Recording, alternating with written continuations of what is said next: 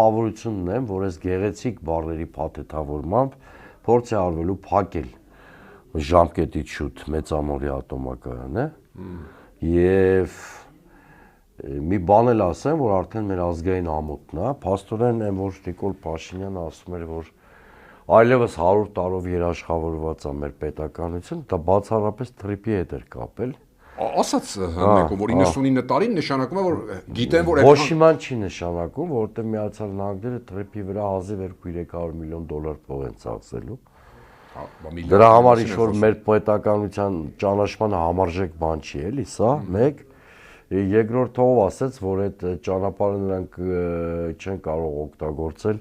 առանց հայկական պետականության գոյության, հա։ Եվ երրորդը, եթե ինքնիշխանությունից ամբողջ օրը ճամարտակող մի ղեկավար